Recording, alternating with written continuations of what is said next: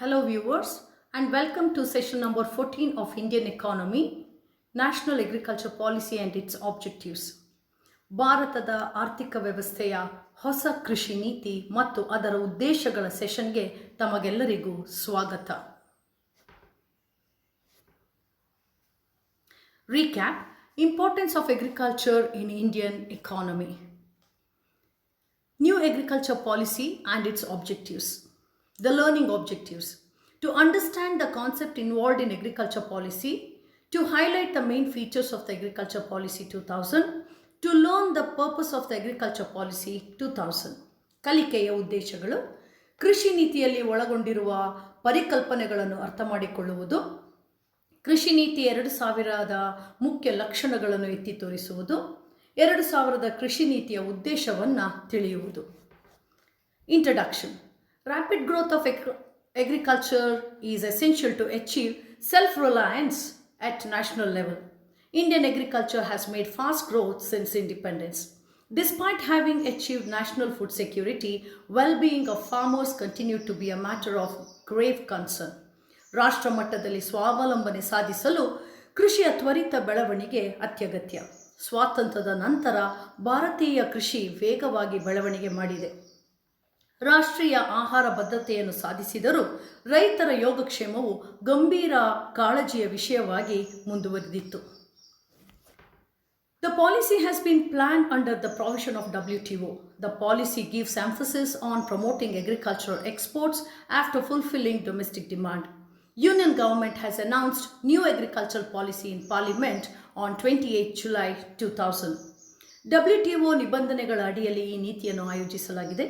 ದೇಶೀಯ ಬೇಡಿಕೆಯನ್ನು ಪೂರೈಸಿದ ನಂತರ ಕೃಷಿ ರಫ್ತನ್ನು ಉತ್ತೇಜಿಸಲು ಈ ನೀತಿಯು ಮಹತ್ವವನ್ನು ನೀಡುತ್ತದೆ.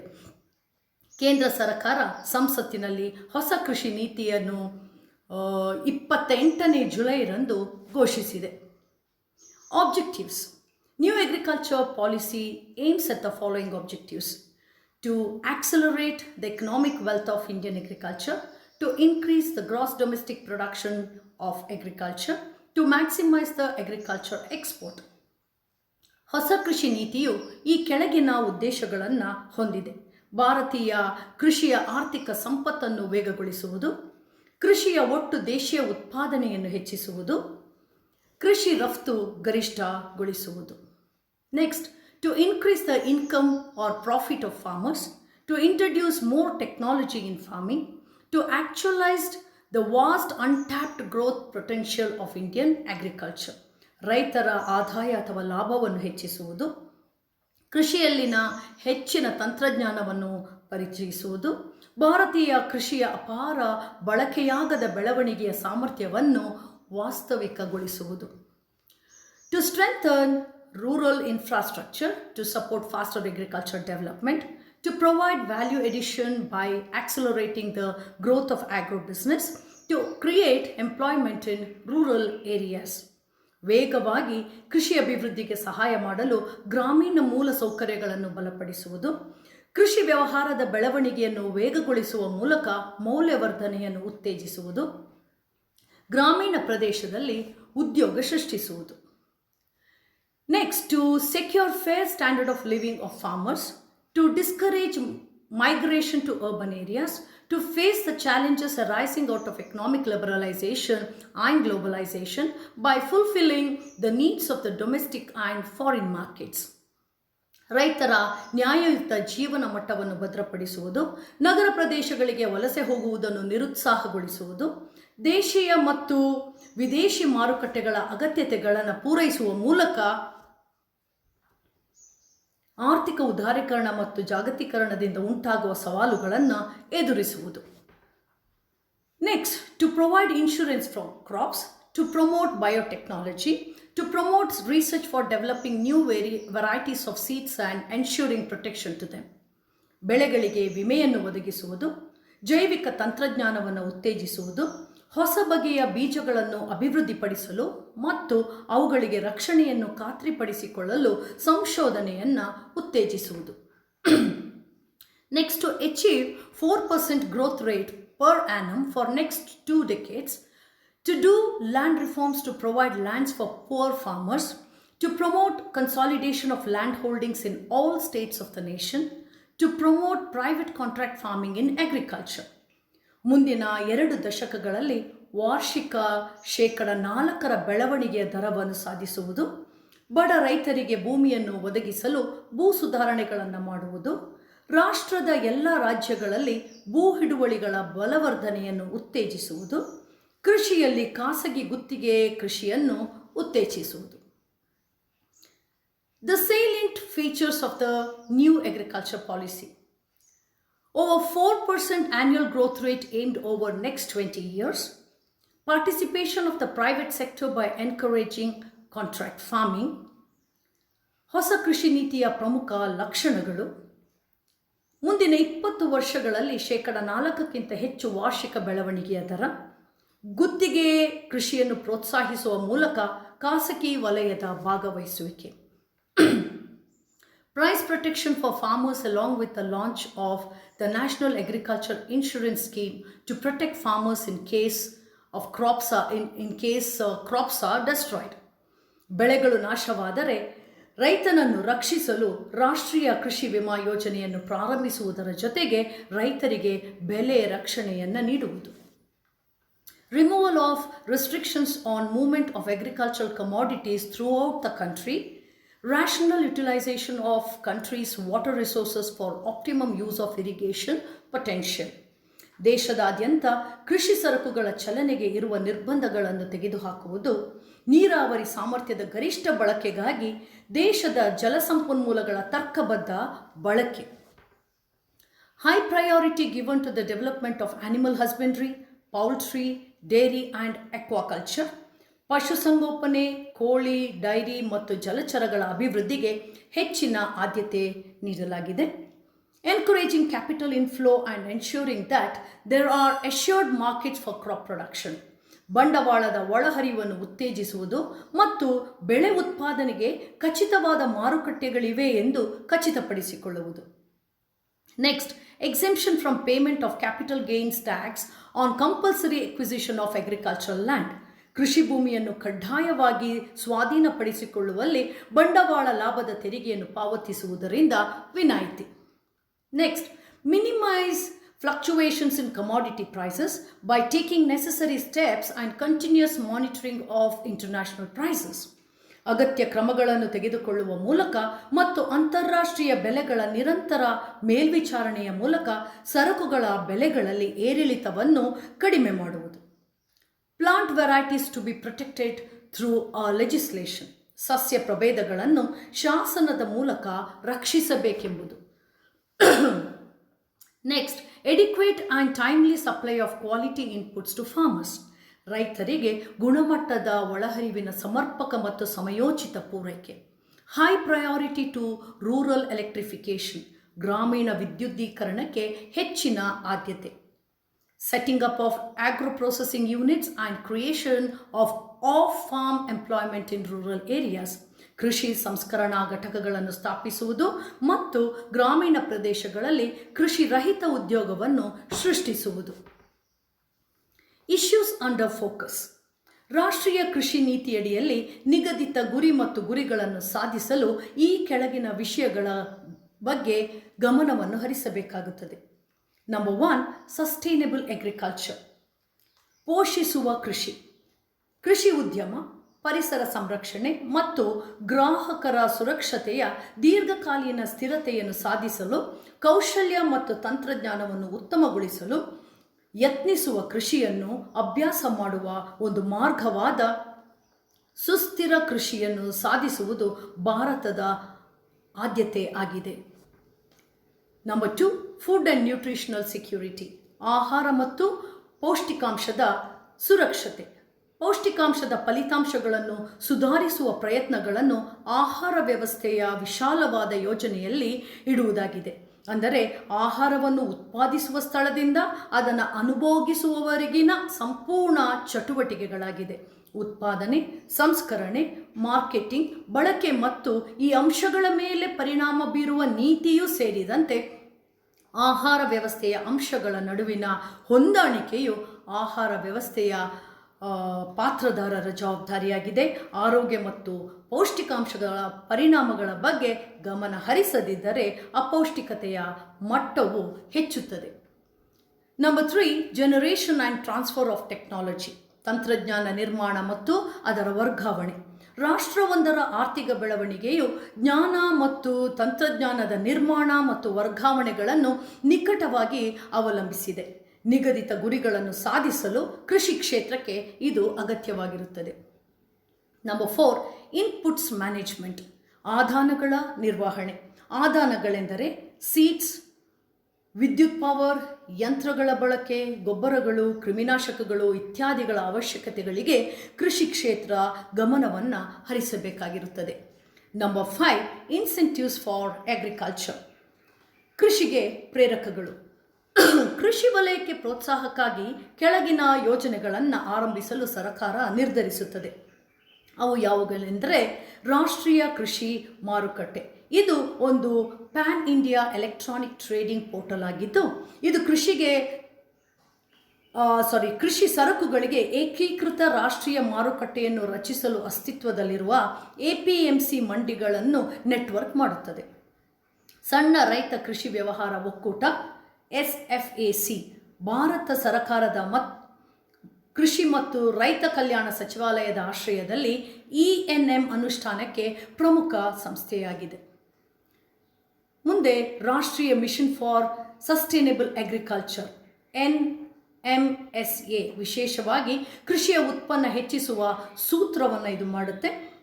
ವಿಶೇಷವಾಗಿ ಮಳೆಯಾಧಾರಿತ ಪ್ರದೇಶಗಳಲ್ಲಿ ಸಮಗ್ರ ಕೃಷಿ, ದಕ್ಷತೆ, ನೀರಿನ ಬಳಕೆ, ಮಣ್ಣಿನ ಆರೋಗ್ಯ ನಿರ್ವಹಣೆ ಹಾಗೂ ಮೂಲ ಸಂಪತ್ತುಗಳ ಕೇಂದ್ರೀಕರಿಸುವಿಕೆ, ಪರಿಸರ ಸ್ನೇಹಿ ತಂತ್ರಜ್ಞಾನಗಳಿಗೆ ಹಂತ ಹಂತವಾಗಿ ಸ್ಥಳಾಂತರಗೊಳ್ಳುವ ಮೂಲಕ ಇಂಧನ ದಕ್ಷತೆಯ ಸಾಧನಗಳನ್ನು ಅಳವಡಿಸಿಕೊಳ್ಳುವುದು, ನೈಸರ್ಗಿಕ ಸಂಪನ್ಮೂಲ ರಕ್ಷಣೆ, ಸಮಗ್ರ ಕೃಷಿ ಮತ್ತು ಸುಸ್ಥಿರ ಅಭಿವೃದ್ಧಿ ಮಾರ್ಗವನ್ನು ಅಳವಡಿಸಿಕೊಳ್ಳುವ ಮೂಲಕ ನೀರಿನ ಬಳಕೆಯ ದಕ್ಷತೆ, ಪೋಷಕಾಂಶ ನಿರ್ವಹಣೆ ಮತ್ತು ಜೀವನೋಪಾಯ ವೈವಿಧ್ಯೀಕರಣದ ಪ್ರಮುಖ ಆಯಾಮಗಳನ್ನು ಇದು ಪೂರೈಸಲಿದೆ.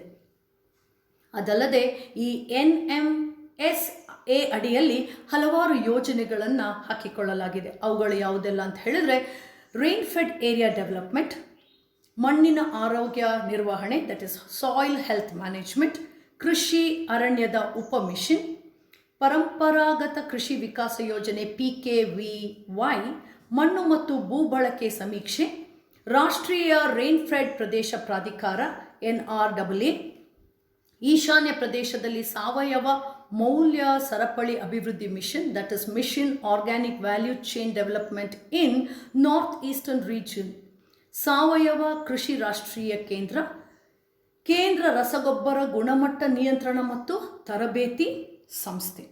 ಅದಲ್ಲದೆ ಪ್ರಧಾನ ಕೃಷಿ ಸಿಂಚೈ ಯೋಜನೆ, ಭಾರತ ಸರ್ಕಾರ ಜಲ ಸಂರಕ್ಷಣೆ ಮತ್ತು ಅದರ ನಿರ್ವಹಣೆಗೆ ಹೆಚ್ಚಿನ ಆದ್ಯತೆಯನ್ನು ನೀಡಿದೆ. ಈ ನಿಟ್ಟಿನಲ್ಲಿ ಹರ್ ಖೇತ್ ಕೋ ಪಾನಿ, ನೀರಾವರಿ ವ್ಯಾಪ್ತಿಯನ್ನು ವಿಸ್ತರಿಸುವ ಮತ್ತು ನೀರಿನ ಬಳಕೆಯ ದಕ್ಷತೆಯನ್ನು ಸುಧಾರಿಸುವ ದೃಷ್ಟಿಯಿಂದ ಪ್ರಧಾನಮಂತ್ರಿ ಕೃಷಿ ಸಿಂಚೈ ಯೋಜನೆ ಇದನ್ನು ರೂಪಿಸಲಾಗಿದೆ. ಇದರ ಮೂಲ ರಚನೆ, ವಿತರಣೆ, ನಿರ್ವಹಣೆ, ಕ್ಷೇತ್ರ ಅಪ್ಲಿಕೇಶನ್ ಮತ್ತು ವಿಸ್ತರಣಾ ಚಟುವಟಿಕೆಗಳನ್ನು ಇದು ನೋಡಿಕೊಳ್ಳುತ್ತೆ. ಅದಲ್ಲದೆ ಪರಂಪರಾಗತ ಕೃಷಿ ವಿಕಾಸ ಯೋಜನೆ, ಪರಂಪರಾಗತ ಕೃಷಿ ವಿಕಾಸ್ ಯೋಜನೆ ದೇಶದಲ್ಲಿ ಸಾವಯವ ಕೃಷಿಯನ್ನು ಉತ್ತೇಜಿಸಲು ವಿಚಾರ ಮಾಡಿರುತ್ತೆ. 2015ರಲ್ಲಿ NDA ಸರ್ಕಾರವು ಇದನ್ನು ಆರಂಭಿಸುತ್ತೆ. ಯೋಜನೆಯ ಪ್ರಕಾರ ದೇಶದ ದೊಡ್ಡ ಪ್ರದೇಶಗಳಲ್ಲಿ ಸಾವಯವ ಕೃಷಿ ವಿಧಾನಗಳನ್ನು ತೆಗೆದುಕೊಳ್ಳಲು ಇದು ಪ್ರೋತ್ಸಾಹವನ್ನು ನೀಡಲಿದೆ.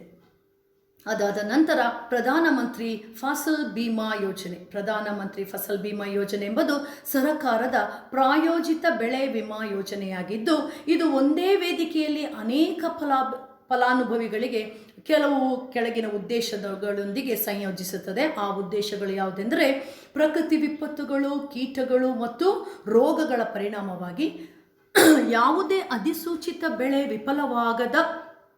ವಿಫಲವಾದಾಗ ರೈತರಿಗೆ ವಿಮೆ ಮತ್ತು ಆರ್ಥಿಕ ನೆರವನ್ನು ನೀಡುವ ಉದ್ದೇಶ, ಕೃಷಿಯಲ್ಲಿ ತಮ್ಮ ನಿರಂತರತೆಯನ್ನು ಖಚಿತಪಡಿಸಿಕೊಳ್ಳಲು ರೈತರ ಆದಾಯವನ್ನು ಸ್ಥಿರಗೊಳಿಸುವ ಉದ್ದೇಶ, ನವೀನ ಮತ್ತು ಆಧುನಿಕ ಕೃಷಿ ಪದ್ಧತಿಗಳನ್ನು ಅಳವಡಿಸಿಕೊಳ್ಳಲು ರೈತರನ್ನು ಪ್ರೋತ್ಸಾಹಿಸುವ ಉದ್ದೇಶ, ಕೃಷಿ ಕ್ಷೇತ್ರಕ್ಕೆ ಪುನರಾವರ್ತನೆಯ ಹರಿವನ್ನು ಖಚಿತಪಡಿಸುವ ಉದ್ದೇಶವನ್ನು ಇದು ಹೊಂದಿದೆ. ಮುಂದೆ ಉದ್ದೇಶದೊಂದಿಗೆ ಗ್ರಾಮೀಣ ಭಂಡಾರನ್ ಯೋಜನೆ.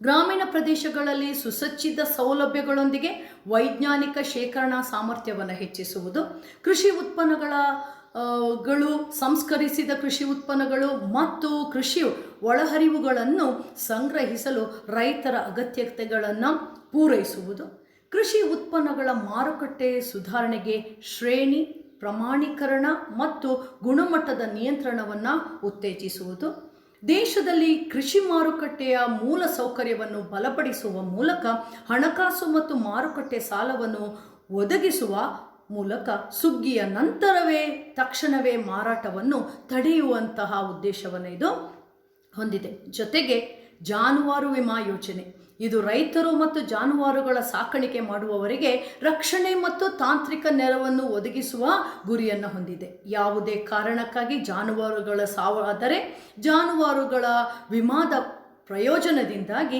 ತಮ್ಮ ಪ್ರಾಣಿಗಳ ಮತ್ತು ಇತರ ಅಂತಿಮ ನಷ್ಟದ ವಿರುದ್ಧ ಜನರು ಗಳಿಸಿದ ಗುಣಾತ್ಮಕ ಸುಧಾರಣೆಯ ಅಂತಿಮ ಗುರಿಯನ್ನು ಜನಪ್ರಿಯಗೊಳಿಸಲು ಈ ಜಾನುವಾರು ಮತ್ತು ಅವುಗಳ ಉತ್ಪನ್ನಗಳನ್ನು ಪ್ರದರ್ಶಿಸಲಾಗುತ್ತದೆ. ಅದಲ್ಲದೆ ಮೈಕ್ರೋ ನೀರಾವರಿ ನಿಧಿ, ಇದರ ಉದ್ದೇಶ ವರ್ಧಕ ಕೃಷಿ ಉತ್ಪಾದನೆ ಮತ್ತು ರೈತರು ಆದಾಯದ ಭಾಗವಾಗಿ ಸೂಕ್ಷ್ಮ ನೀರಾವರಿ ಅಡಿಯಲ್ಲಿ ಹೆಚ್ಚು ಭೂ ಪ್ರದೇಶವನ್ನು ತರುವುದು. ಈ ನಿಧಿ ರಿಯಾಯಿತಿ ದರದಲ್ಲಿ ಸೂಕ್ಷ್ಮ ನೀರಾವರಿಗೆ ರಾಜ್ಯಗಳಿಗೆ ನೆರವನ್ನು ನೀಡುತ್ತದೆ. ಅದಲ್ಲದೆ ಮೀನುಗಾರಿಕೆ ವಿಸ್ತರಣೆ ಕಾರ್ಯಕ್ರಮಗಳನ್ನು ಪರಿಣಾಮಕಾರಿಯಾಗಿ ಕೈಗೊಳ್ಳಲು ಸಹಾಯ ಮಾಡಲು, ಮೀನುಗಾರಿಕೆ ಕ್ಷೇತ್ರಕ್ಕೆ ತರಬೇತಿ ನೀಡಲು ಮೀನುಗಾರಿಕೆ ತರಬೇತಿ ಮತ್ತು ವಿಸ್ತರಣೆಯನ್ನು ಪ್ರಾರಂಭಿಸಲಾಗುತ್ತೆ. ಮೀನುಗಾರರ ಕಲ್ಯಾಣ ಕುರಿತ ರಾಷ್ಟ್ರೀಯ ಯೋಜನೆಯನ್ನು ಪ್ರಾರಂಭಿಸಿ ಮನೆ ನಿರ್ಮಿಸಲು ಮೀನುಗಾರರಿಗೆ ಆರ್ಥಿಕ ನೆರವು, ಮನರಂಜನೆಗಾಗಿ ಅವರಿಗೆ ಸಮುದಾಯ ಭವನ ಮತ್ತು ಸಾಮಾನ್ಯ ಕೆಲಸದ ಸ್ಥಳದ ಸ್ಥಾಪನೆ ಮತ್ತು ಕುಡಿಯುವ ನೀರಿಗಾಗಿ ಕೊಳವೆ ಬಾವಿಗಳನ್ನು ಸ್ಥಾಪಿಸುವ ಉದ್ದೇಶವನ್ನು ಈ ಯೋಜನೆ ಹಮ್ಮಿಕೊಂಡಿದೆ. 6ನೇದಾಗಿ ಇನ್ವೆಸ್ಟ್ಮೆಂಟ್ಸ್ ಇನ್ ಅಗ್ರಿಕಲ್ಚರ್, ಕೃಷಿಯಲ್ಲಿನ ಹೂಡಿಕೆಗಳು. ಕೃಷಿ ಮತ್ತು ಅರಣ್ಯದಲ್ಲಿ ಹೂಡಿಕೆ, ಕೃಷಿಯ ಮೂಲ ಸೌಕರ್ಯ, ಸಂಶೋಧನೆ ಮತ್ತು ಅಭಿವೃದ್ಧಿ ಮತ್ತು ಶಿಕ್ಷಣ ಮತ್ತು ತರಬೇತಿಗೆ ನಿರ್ದೇಶಿಸಲಾದ ಸರ್ಕಾರದ ಖರ್ಚುಗಳನ್ನು ಒಳಗೊಂಡಿದೆ. 7ನೇದಾಗಿ ಇನ್ಸ್ಟಿಟ್ಯೂಷನಲ್ ಸ್ಟ್ರಕ್ಚರ್, ಸಾಂಸ್ಥಿಕ ರಚನೆ, ಸಂಸ್ಥೆಯ ಸ್ವರೂಪವನ್ನು ಸಂಬಂಧಿಸಿದ ಬದಲಾವಣೆಗಳು, ಭೂಮಿಯ ನಿರ್ವಹಣೆ, ಭೂ ಸುಧಾರಣೆ, ಕೃಷಿ ಸಾಲ, ಕೃಷಿ ಉತ್ಪನ್ನಗಳ ಮಾರ್ಕೆಟಿಂಗ್, ಕೃಷಿ ಉತ್ಪನ್ನಗಳು ಮತ್ತು ಸಂಬಂಧಿಸಿದ ಕ್ಷೇತ್ರಗಳಲ್ಲಿ ಸಾರ್ವಜನಿಕ ಸಂಪಾದಿಸುವಿಕೆಯ ಅಗತ್ಯತೆ ಇದೆ ಎಂದು ಇದು ಕಂಡುಕೊಂಡಿದೆ. ಅದಲ್ಲದೆ ಕೃಷಿ ಉತ್ಪನ್ನಗಳ ಪ್ರಸ್ತುತ ಮಾರುಕಟ್ಟೆ ವ್ಯವಸ್ಥೆಯು ಕೃಷಿಕರ ಆಸಕ್ತಿಗೆ ಅನುಕೂಲಕರವಾಗಿಲ್ಲ ಅನ್ನೋದನ್ನು ಇದು ಕಂಡುಕೊಂಡು ಮಧ್ಯವರ್ತಿಗಳ ಪ್ರಾಮುಖ್ಯತೆ ಮತ್ತು ಆಯೋಗದ ಏಜೆಂಟ್ಗಳ ದುಷ್ಕೃತ್ಯಗಳು ರೈತರಿಗೆ ಸಂಭಾವನೆ ನೀಡುವ ಬೆಲೆಯನ್ನು ನಿರಾಕರಿಸುತ್ತದೆ ಅಂತ ಇದು ಮನಗಂಡಿದೆ. 8ನೇದಾಗಿ risk management including other management reforms, ಇತರ ನಿರ್ವಹಣಾ ಸುಧಾರಣೆಗಳು ಸೇರಿದಂತೆ ಅಪಾಯದ ಅಥವಾ ಗಂಡಾಂತರದ ನಿರ್ವಹಣೆ. ಕೃಷಿ ಕ್ಷೇತ್ರದಲ್ಲಿ ಹಲವಾರು ಗಂಡಾಂತರಗಳು ಇರುವುದರಿಂದ ಇದರ ಅಗತ್ಯ ಇದೆ. ಇವುಗಳಲ್ಲಿ ಹವಾಮಾನ ಮತ್ತು ಹವಾಮಾನ ಅಪಾಯಗಳು, ನೈಸರ್ಗಿಕ ವಿಪತ್ತುಗಳು, ಕೀಟ ಮತ್ತು ರೋಗಗಳು ಸೇರಿವೆ. ಇದು ಹೆಚ್ಚು ವ್ಯತ್ಯಾಸಗೊಳ್ಳುವ ಉತ್ಪಾದನಾ ಫಲಿತಾಂಶಗಳಿಗೆ ಕಾರಣವಾಗುತ್ತೆ. ಬೆಲೆಯ ಅಪಾಯಗಳು, ಸಾಲದ ಅಪಾಯಗಳು, ತಾಂತ್ರಿಕ ಅಪಾಯಗಳು ಮತ್ತು ಸಾಂಸ್ಥಿಕ ಅಪಾಯಗಳಿಂದ, ಅಪಾಯ ಅಂದರೆ ಗಂಡಾಂತರಗಳಿಂದ ಉತ್ಪಾದನಾ ಗಂಡಾಂತರಗಳು ಉಲ್ಬಣಗೊಳ್ಳುತ್ತದೆ. ಕೃಷಿಯಲ್ಲಿನ ಗಂಡಾಂತರ ನಿರ್ವಹಣೆ ಅನೌಪಚಾರಿಕ ಯಾಂತ್ರಿಕ ವ್ಯವಸ್ಥೆಯಿಂದ ಹಿಡಿದು ಹೆಚ್ಚು ಅಪಾಯಕಾರಿ ಬೆಳೆಗಳನ್ನು ತಪ್ಪಿಸುವುದು, ಬೆಳೆಗಳಾದ್ಯಂತ ಮತ್ತು ಆದಾಯದ ಮೂಲಗಳಾದ್ಯಂತ ವೈವಿಧ್ಯೀಕರಣವು, ಕೃಷಿ ವಿಮೆ, ಕನಿಷ್ಠ ಬೆಂಬಲ ಬೆಲೆ ವ್ಯವಸ್ಥೆ ಮತ್ತು ಭವಿಷ್ಯದ ಮಾರುಕಟ್ಟೆಗಳಂತಹ ಔಪಚಾರಿಕ ಕಾರ್ಯವಿಧಾನಗಳವರೆಗೆ ಇದು ಹರಡಿದೆ. Further, shortcomings of new agriculture. shortcomings of new agricultural policy. As per guidelines of India, it has failed to gain of agriculture input growth of 4% per year till 2020. The new policy has also failed to identify those backward states which are still lagging in utilizing their agriculture potential. ಮಾರ್ಗಸೂಚಿಗಳ ಪ್ರಕಾರ ಭಾರತ 2020ರ ತನಕ ವರ್ಷಕ್ಕೆ ಕೃಷಿ ಬೆಳವಣಿಗೆಯ ಪ್ರಮಾಣ 4% ಗಳಿಸುವುದರಲ್ಲಿ ವಿಫಲವಾಗಿದೆ. ಹಿಂದುಳಿದ ರಾಜ್ಯಗಳು ಇನ್ನೂ ಮಂದಗತಿಯಲ್ಲಿ ತಮ್ಮ ಕೃಷಿ ಸಾಮರ್ಥ್ಯವನ್ನು ಬಳಸಿಕೊಳ್ಳುವುದನ್ನು ಹೊಸ ನೀತಿ ಗುರುತಿಸಲು ವಿಫಲವಾಗಿದೆ. Next, the new policy argued in favor of encouraging private investment in agriculture, which would help the big farmers, but a large number of small farmers are not going to be benefited. Private sector participation through contract farming is not a suitable solution in labor surplus economy. Further, lack of communication between central and state government in implementing new policy. ಹೊಸ ನೀತಿ ದೊಡ್ಡ ರೈತರ ಪರವಾಗಿ ಅವರಿಗೆ ಉತ್ತೇಜಿಸುವ, ಕೃಷಿಯಲ್ಲಿ ಖಾಸಗಿ ಬಂಡವಾಳ ಹೂಡಿಕೆಯನ್ನು ವಾದಿಸಿ ದೊಡ್ಡ ಸಂಖ್ಯೆಗಳಲ್ಲಿರುವ ಸಣ್ಣ ರೈತರಿಗೆ ಪ್ರಯೋಜನವಾಗದಂತೆ ಮಾಡಿದೆ. ಒಪ್ಪಂದದ ಕೃಷಿಯ ಮೂಲಕ ಖಾಸಗಿ ವಲಯದ ಭಾಗವಹಿಸುವಿಕೆ, ಕಾರ್ಮಿಕ ಏರಿಳಿತ ಇರುವ ಆರ್ಥಿಕತೆಗೆ ಸೂಕ್ತ ಪರಿಹಾರ ಇಲ್ಲ. ಹೊಸ ಯೋಜನೆಯನ್ನು ಜಾರಿಗೆ ತರುವಲ್ಲಿ ಕೇಂದ್ರ ಸರ್ಕಾರ ಮತ್ತು ರಾಜ್ಯ ಸರ್ಕಾರದ ನಡುವೆ ಸಂವಹನದ ಕೊರತೆ ಇದೆ. Conclusion. This is the first ever national agriculture policy. It emerged in context of food security and price fluctuations provided by drought of mid-60s and war with Pakistan. It resulted in increase in GDP, FDI and foregone exchange. ಉಪಸಂಹಾರದಲ್ಲಿ ಇದು ಮೊದಲ ರಾಷ್ಟ್ರೀಯ ಕೃಷಿ ನೀತಿಯಾಗಿರುತ್ತದೆ. ಮಧ್ಯ 60ನಲ್ಲಿನ ಬರ ಮತ್ತು ಪಾಕಿಸ್ತಾನದೊಂದಿಗೆ ಯುದ್ಧದಿಂದ GDP, FDI ಮತ್ತು ಕಳೆದುಕೊಂಡ ವಿದೇಶಿ ವಿನಿಮಯ ಏರಿತು ಮತ್ತು ಆಹಾರ ಭದ್ರತೆ ಮತ್ತು ಬೆಲೆಯ ಏರುಪೇರಿನ ಸಂಬಂಧ ಹೊರಹೊಮ್ಮುವುದನ್ನು ನಾವು ಕಾಣುತ್ತೇವೆ. Policy fulfilled the demand of the corporate sector, which was declined in previous year, that licensing was abolished for all industries except 18 industries, which includes coal, petroleum, sugar, motor cars, cigarettes, hazardous chemicals, pharmaceuticals and some luxury items.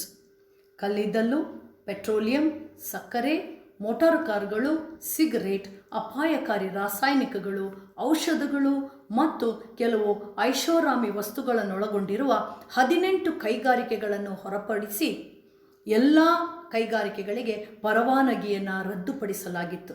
ಹಿಂದಿನ ವರ್ಷದಲ್ಲಿ ನಿರಾಕರಿಸಿದ corporate ವಲಯದ ಬೇಡಿಕೆಯನ್ನು ಈ ನೀತಿ ಪೂರೈಸಿತು. Reference: Annual Report 2001, Department of Agriculture and Cooperation, Annual Report of Government of India, Annual Report 2001 RBI, Annual Report 2001 Department of Agriculture, Cooperation and Farmers Welfare, Indian Council of Agriculture Research 2019. ಉಲ್ಲೇಖದಲ್ಲಿ ವಾರ್ಷಿಕ ವರದಿ 2001 ಕೃಷಿ ಇಲಾಖೆ ಮತ್ತು ಭಾರತ ಸರ್ಕಾರದ ಸಹಕಾರ ವಾರ್ಷಿಕ ವರದಿ, ವಾರ್ಷಿಕ ವರದಿ 2001 RBI, ವಾರ್ಷಿಕ ವರದಿ 2001 ಕೃಷಿ ಇಲಾಖೆ, ಸಹಕಾರ ಮತ್ತು ಫಾರ್ಮರ್ಸ್ ವೆಲ್ಫೇರ್, ಭಾರತೀಯ ಕೃಷಿ ಸಂಶೋಧನಾ ಮಂಡಳಿ ವರದಿ 2019. ಧನ್ಯವಾದಗಳು.